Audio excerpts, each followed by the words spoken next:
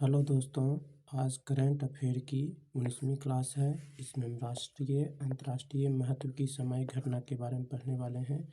आज पढ़ने वाले हैं जितने भी हाल ही में करंट अफेयर हुए हैं पिछले कवर करने वाले हैं। क्वेश्चन की ओर चलते हैं। क्वेश्चन नंबर फर्स्ट, हाल ही में इन्फोसिस ने किसको अपना ब्रांड एम्बेसडर नियुक्त किया है? राफेल नडाल को। Rafael Nadal. हाल ही में इन्फोसिस ने अपना ब्रांड एम्बेसडर किसको नियुक्त किया है? राफेल नडाल को। आगे देखते हैं। टाटा कैपिटल का ब्रांड एम्बेसडर शुभमन गिल है। टाटा कैपिटल का ब्रांड एम्बेसडर कौन है? शुभमन गिल बना है। महाराष्ट्र के पहले स्माइल का ब्रांड एम्बेसडर सचिन तेंदुलकर बना है। महाराष्ट्र के पहले स्माइल ब्रांड एम्बेसडर कौन बने हैं? सचिन तेंदुलकर बने हैं। सेवलॉन सेवलॉन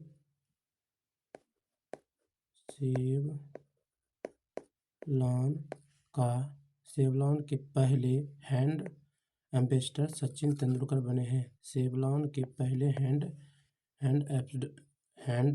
एम्बेसडर कौन बने हैं? सचिन तेंदुलकर बने हैं। सचिन तेंदुलकर को हाल ही में चुनाव आयोग ने राष्ट्रीय आइकन मिला है। चुनाव आयोग ने दिया है सचिन तेंदुलकर को, हाल ही में इसको चुनाव आयोग के राष्ट्रीय आइकन मिला है। पेप्सिको इंडिया का ब्रांड एम्बेसडर रणवीर सिंह है। पेप्सिको इंडिया के ब्रांड एम्बेसडर कौन है? रणवीर सिंह है। आगे देखते हैं नेक्स्ट क्वेश्चन। क्वेश्चन नंबर 2, हाल ही में भारत के रक्षा मंत्रालय ने उन्नत साइबर सुरक्षा के लिए कौन सा ऑपरेटिंग सिस्टम अपनाया है? माया OS ऑपरेटिंग सिस्टम अपनाया है। माया OS ऑपरेटिंग सिस्टम अपनाया है। हाल ही में भारत के रक्षा मंत्रालय ने उन्नत साइबर सुरक्षा के लिए कौन सा ऑपरेटिंग सिस्टम अपनाया है? माया ऑपरेटिंग सिस्टम अपनाया है। यूनिसेफ इंडिया का ब्रांड एम्बेसडर आयुष्मान खुराना है। यूनिसेफ इंडिया का ब्रांड एम्बेसडर वर्तमान में आयुष्मान खुराना है। भारत पेट्रोलियम कॉर्पोरेशन लिमिटेड का ब्रांड एम्बेसडर वर्तमान में राहुल द्रविड़ बने हैं। भारत पेट्रोलियम कॉर्पोरेशन लिमिटेड का ब्रांड एम्बेसडर कौन है? राहुल द्रविड़ हैं। ICC क्रिकेट वर्ल्ड कप 2023 का ब्रांड एम्बेसडर कौन है थे? शाहरुख खान हैं। ICC वर्ल्ड कप 2023 के ब्रांड एम्बेसडर कौन थे? शाहरुख खान थे। प्यूमा इंडिया के ब्रांड एम्बेसडर हरमनप्रीत कौर और मोहम्मद शमी थे। प्यूमा इंडिया के ब्रांड एम्बेसडर कौन है? हरमनप्रीत कौर और मोहम्मद शमी हैं। SBI के ब्रांड एम्बेसडर महेंद्र सिंह धोनी थे। SBI के ब्रांड एम्बेसडर कौन है? महेंद्र सिंह धोनी है। आगे चलते हैं क्वेश्चन नंबर 3 की ओर। क्वेश्चन नंबर 3, हाल ही में भारत के पहले मानव युक्त महासागर मिशन के लिए कौन सा पनडुब्बी का विकास किया है? मत्स्यक 6000 का किया है। किसका? मत्स्यक 6000 का किया है। पृथ्वी विज्ञान मंत्रालय ने लॉन्च किया है। हाल ही में भारत के पहले मानव युक्त महासागर मिशन के लिए कौन सा मिशन पनडुब्बी का विकास किया है? मत्स्यक 6000 को उपयोग किया है। पृथ्वी विज्ञान मंत्रालय ने लॉन्च किया है। जियो सिनेमा का ब्रांड एम्बेसडर कौन है? रोहित शर्मा। जियो सिनेमा का ब्रांड एम्बेसडर रोहित शर्मा हैं। ICC वर्ल्ड कप वैश्विक राजदूत कौन बने हैं? सचिन तेंदुलकर बने हैं। ICC वर्ल्ड कप के वैश्विक राजदूत कौन बने हैं? सचिन तेंदुलकर बने हैं। यूनिक्लो का ब्रांड एम्बेसडर कैटरीना कैफ हैं। यूनिक्लो का ब्रांड एम्बेसडर कौन है? कैटरीना कैफ है। ये यूनिकॉर्न जापान की कंपनी है। बंधन बैंक का ब्रांड एम्बेसडर सौरभ गांगुली है। बंधन बैंक का ब्रांड एम्बेसडर सौरभ गांगुली है। बंधन बैंक का ब्रांड एम्बेसडर सौरभ गांगुली है। एशिया हॉकी महासंघ एथलेटिक्स एम्बेसडर सलीम टेटे बने हैं, हॉकी के खिलाड़ी हैं।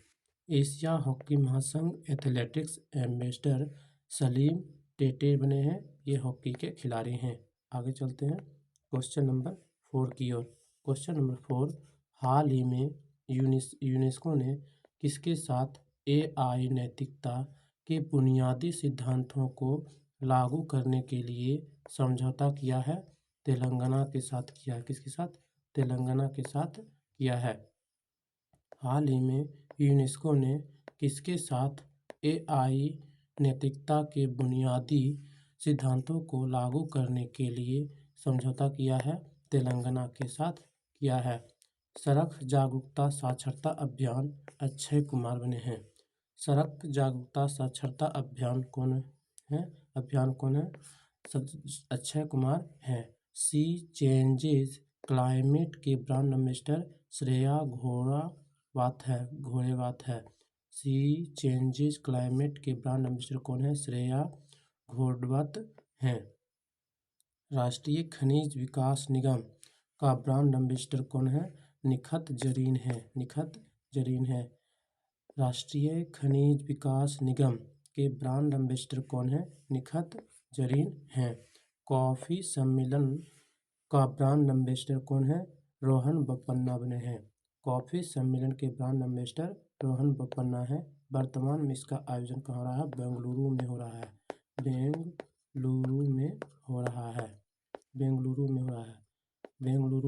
हो रहा है। बिहार स्टेट आइकन मैथिली ठाकुर को मिला है। बिहार स्टेट आइकन किसको मिला है? मैथिली ठाकुर को मिला है वर्तमान में। आगे देखते हैं क्वेश्चन नंबर 5। हाल ही में भारतीय नौसेना ने किस देश के साथ द्विपक्षीय नौसैनिक अभ्यास जायद तलवार का आयोजन किया है? UAE देश के साथ किया है। किसके साथ? UAE देश के साथ किया है। हाल ही में भारतीय नौसेना ने किस देश के साथ द्विपक्षीय नौसैनिक अभ्यास जायद तलवार का आयोजन किया है? UAE देश के साथ किया है। टीबी उन्मूलन कार्यक्रम निक्षय मित्र ब्रांड एम्बेसडर दीपक मलिक हैं। टीबी उन्मूलन कार्यक्रम निक्षय मित्र ब्रांड एम्बेसडर दीपक मलिक हैं। गरुड़ एयरस्पेस का ब्रांड एम्बेसडर MS धोनी है। गरुड़ एयरस्पेस का ब्रांड एम्बेसडर MS धोनी है। खादी प्राकृतिक पेंट का ब्रांड एम्बेसडर नितिन गडकरी हैं। खादी प्राकृतिक पेंट का ब्रांड एम्बेसडर नितिन गडकरी हैं। मां भारती का स्तूप गुडविल एम्बेसडर अमिताभ बच्चन है। मां भारती का स्तूप गुडविल एम्बेसडर कौन है? अमिताभ बच्चन हैं। देश का मेंटोर कार्यक्रम कौन है? सोनू सूद हैं, नई दिल्ली में। देश का मेंटोर कार्यक्रम सोनू सूद बने हैं। आगे देखते हैं क्वेश्चन नंबर 6 की ओर। क्वेश्चन नंबर 6, हाल ही में किस देश ने चंद्र मिशन लूना 25 को सफलतापूर्वक लॉन्च किया है? रूस ने किया है। किसने? रूस ने किया है। हाल ही में किस देश ने चंद्र मिशन लूना 25 को सफलतापूर्वक लॉन्च किया है? रूस ने किया है। ओफेक जासूसी उपग्रह को इजराइल ने लॉन्च किया है। ओफेक जासूसी उपग्रह को इजराइल ने लॉन्च किया है। आदित्य L1 मिशन को PSLV C-57 रॉकेट से लॉन्च किया गया था। आदित्य L1 मिशन को PSLV C-57 रॉकेट से लॉन्च किया गया था। आजादी सैट को SSLV D2 रॉकेट से लॉन्च किया गया था। आजादी सैट उपग्रह को SSLV D2 रॉकेट से लॉन्च किया गया था। EOS-07 उपग्रह को SSLV D2 रॉकेट से लॉन्च किया गया था। EOS-07 उपग्रह को SSLV D2 रॉकेट से लॉन्च किया गया था। जीनस उपग्रह को SSLV D2 रॉकेट से लॉन्च किया गया था। ये हाल ही में लॉन्च हुए हैं। जीनस उपग्रह को SSLV-D2 रॉकेट से लॉन्च किए गए हैं। आगे चलते हैं क्वेश्चन नंबर 7 की ओर। क्वेश्चन नंबर 7, हाल ही में इंडिया स्मार्ट सिटी अवार्ड प्रतियोगिता 2022 के तहत राष्ट्रीय स्मार्ट सिटी पुरस्कार श्रेणी में पहला अवार्ड किसको मिला है? इंदौर को मिला है। किसको मिला है? इंदौर को मिला है। हाल ही में इंडिया स्मार्ट सिटी अवार्ड प्रतियोगिता 2022 के तहत राष्ट्रीय स्मार्ट सिटी पुरस्कार श्रेणी में पहला अवार्ड किसको मिला है? इंदौर को मिला है। एक्वेरिन अभ्यास भारत और मालदीव के बीच होता है। एक्वेरिन अभ्यास भारत और मालदीव के बीच होता है। एकता अभ्यास भारत और मालदीव के बीच होता है। एकता अभ्यास भारत और मालदीव के बीच होता है। मित्र शक्ति अभ्यास भारत और श्रीलंका के बीच होता है। मित्र शक्ति अभ्यास भारत और श्रीलंका के बीच होता है। सिनलेक्स अभ्यास भारत और श्रीलंका के बीच होता है। सिनलेक्स अभ्यास भारत और श्रीलंका के बीच होता है। सूर्य किरण अभ्यास भारत और नेपाल के बीच होता है। सूर्य किरण अभ्यास भारत और नेपाल के बीच होता है। सिनलेक्स अभ्यास भारत और श्रीलंका के बीच होता है। मित्र शक्ति अभ्यास भारत और श्रीलंका के बीच होता है। एकता अभ्यास भारत और मालदीव के बीच होता है। एक्वेरिन अभ्यास भारत और मालदीव के बीच होता है। आगे चलते हैं नेक्स्ट क्वेश्चन की ओर। क्वेश्चन नंबर 8, हाल ही में भारत का पहला कृषि डेटा एक्सचेंज और कृषि डेटा प्रबंधन फ्रेमवर्क कहाँ लॉन्च किया गया है? हैदराबाद में लॉन्च किया गया है। हाल ही में भारत का पहला कृषि डेटा एक्सचेंज और कृषि डेटा प्रबंधन फ्रेमवर्क कहाँ लॉन्च किया गया है? हैदराबाद में लॉन्च किया गया है। आगे देखते हैं। वज्र प्रभार अभ्यास भारत और अमेरिका के बीच होता है। वज्र प्रभार अभ्यास भारत और अमेरिका के बीच होता है। कोप इंडिया अभ्यास भारत और अमेरिका के बीच होता है। कोप इंडिया अभ्यास भारत और अमेरिका के बीच होता है। सैन्य मैत्री अभ्यास भारत और जापान के बीच होता है। सैन्य मैत्री अभ्यास भारत और जापान के बीच होता है। फिंजिक्स अभ्यास भारत और फ्रांस के बीच होता है। फिंजिक्स अभ्यास भारत और फ्रांस के बीच होता है। कोक्कन अभ्यास भारत और इंग्लैंड के बीच कोक्कन अभ्यास होता है। कोक्कन अभ्यास भारत और इंग्लैंड के बीच होता है। आगे चलते हैं क्वेश्चन नंबर 9 की ओर। क्वेश्चन नंबर 9, हाल ही में इंदिरा गांधी मुक्त स्मार्टफोन योजना 2023 को कहाँ प्रारंभ किया गया है? राजस्थान में प्रारंभ किया गया है। हाल ही में इंदिरा गांधी मुक्त स्मार्टफोन योजना 2023 कहाँ प्रारंभ की गई है? राजस्थान में प्रारंभ की गई है। धर्म गौर्जन अभ्यास 2023 भारत और जापान के बीच होता है। धर्म गौर्जन अभ्यास भारत और जापान के बीच होता है। भारत और जापान के बीच धर्म गौर्जन अभ्यास होता है। वीर गौर्जन अभ्यास भारत और जापान के बीच होता है। भारत और जापान के बीच वीर गौर्जन अभ्यास होता है। डस्टलिक 2023 अभ्यास भारत और उज्बेकिस्तान के बीच होता है। डस्टलिक 2023 अभ्यास भारत और उज्बेकिस्तान के बीच होता है। साइक्लोन फर्स्ट अभ्यास भारत और मिस्र के बीच होता है। आयोजन राजस्थान में हुआ था। राजस्थान में हुआ था। आयोजन कहाँ हुआ था? राजस्थान में हुआ था। साइक्लोन फर्स्ट का आयोजन हुआ था।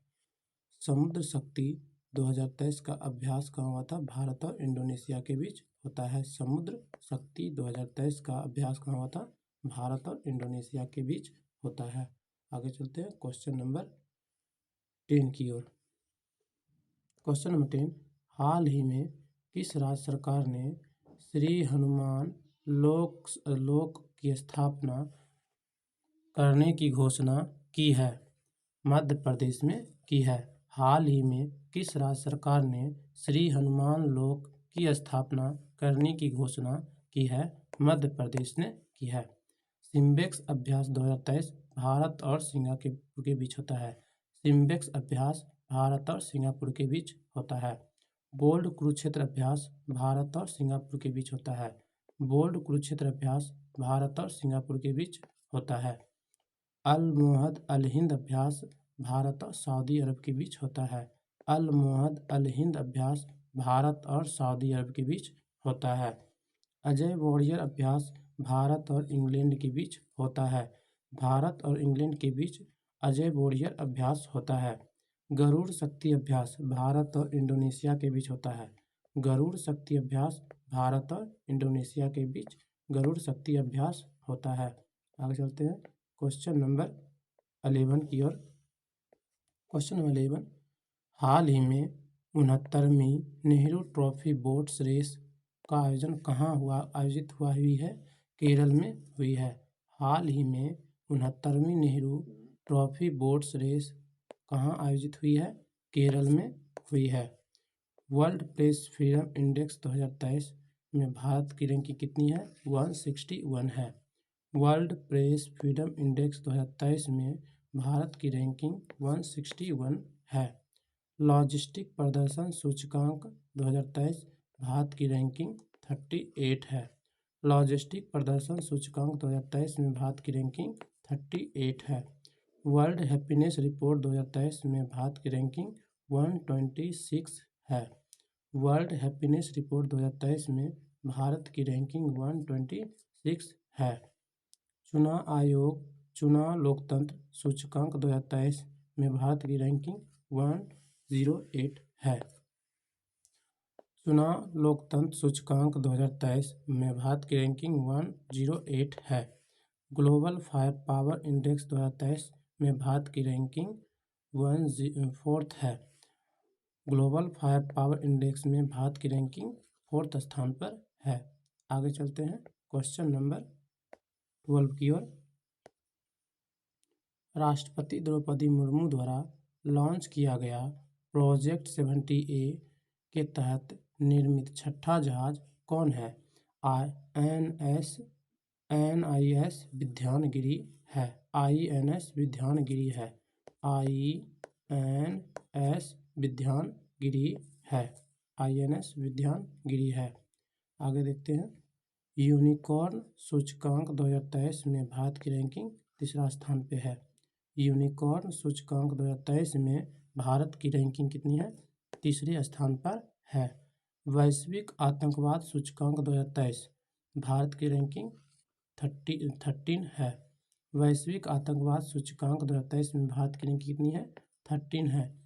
फर्स्ट स्थान पे कौन सा है? पहला स्थान पर अफगानिस्तान है।